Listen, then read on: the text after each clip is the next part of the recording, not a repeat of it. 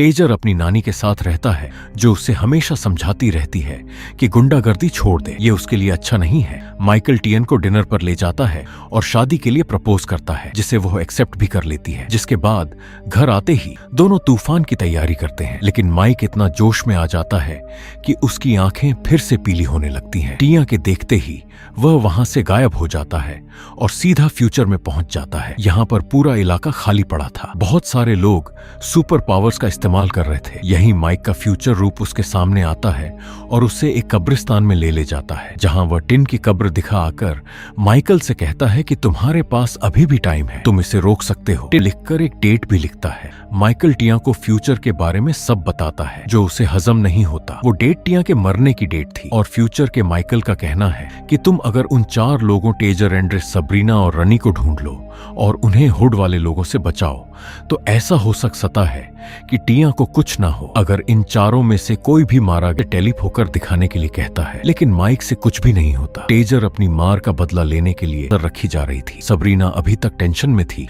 कि उसने केविन को कैसे उठाकर मारा। रॉन अपेयर करते हैं। माइक और टिया दोनों अपने लेवल पे माइकल की पावर के बारे में सर्च करते हैं, लेकिन दोनों एक दूसरे को कुछ नहीं बताते। माइक टेजर को ढूंढ रहा वन लड़ाई के लिए ललकार आता है। लड़ाई शुरू होती है और टेजर डीलर को मार मार कर उसका थोबड़ा बिगाड़ देता है। टेजर गैंग के लड़के अपनी जीत की खुशी मनाते हैं, लेकिन क्रेजी डायनी को गोली मार देता है और टेजर को उसके रास्ते में न आने की वार्निंग देता है। डिन के काम पर जाने के बाद माइकल अपनी पावर टेस्ट करता है और तैयार होकर सीधा अपनी गाड़ी में जा टपकता है। वह अपने दोस्त गैब्रियल को कॉल करके टाइम और डेट पूछता है, मतलब वह ये देखना चाहता है क्या वह फिर से फ्यूचर में जा सकता है या नहीं। डिन कैमी नाम की एक औरत के घर जाती है, जहां उसे पता चलता है कैमी ले 2 महीने से गायब है। वह अपने घर वालों को सिर्फ इतना बताकर गई थी कि उसके साथ कुछ अजीब चीजें हो रही हैं और इसकी वजह से कुछ लोग उसके पीछे हैं। पिछले 2 हफ्तों से कैमी के साथ उसकी फैमिली की कोई बात नहीं हुई। आगे हम कैमी को एक ऑपरेशन थिएटर में देखते हैं, जो उसी कंट्रोल सेंटर का हिस्सा है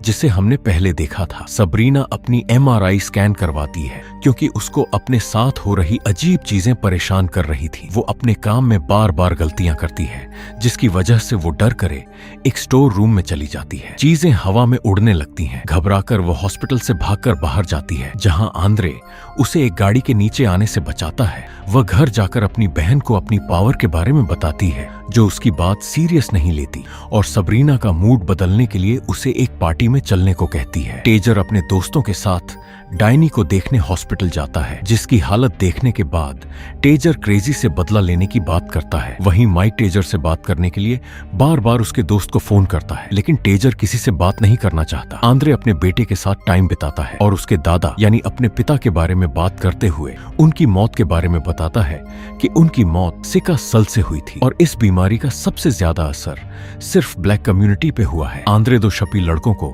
अपने बेटे से दूर रहने को कहता है, जो एजे के पड़ोसी हैं, क्योंकि आंद्रे अपने बेटे को बुरी संगत और बुरी आदतों से बचाना चाहता है। वहीं रास्ते चलते हुए टेजर को देखकर माइकल उससे बात करने की कोशिश करता है। उसके दोस्त उसे रोकते हैं, मगर वह अपनी पावर से सीधा टेजर के सामने जा प्रकट होता है और पावर्स वाले बाकी लोगों के बारे में पूछता है, लेकिन टेजर बात करने से मना कर देता है। वहां से गायब होकर माइक सीधा गैब्रियल के पास जा टपकता है, जिसे देखकर गैब्रियल के तोते उड़ जाते हैं। 4 पैग लगाने के बाद गैब्रियल को माइक की पावर्स पर भरोसा होता है, लेकिन माइकल इस टेंशन में था कि वह बाकी लोगों को कैसे ढूंढेगा। यहाँ रंड अपनी पावर का इस्तेमाल अपने धंधे को बढ़ाने में करना चाहता है। अपने दोस्त को अपनी पावर की डेमो दिखाते हुए उसे चोट लग जाती है, लेकिन वह उतनी ही तेजी से ठीक भी हो जाता है। माइक उसी जगह जाकर गांजा बेचने वालों को ढूंढता है, जहाँ राउंड उसे पहली बार मिला था। पूरा दिन ट्राई करने के बाद उसको किसी आदमी से एक नंबर मिलता है, जो रंड का हो सकता है। आगे हम देखते हैं क्रेजी सब्रीना के घर जाता है, जो उसकी बहन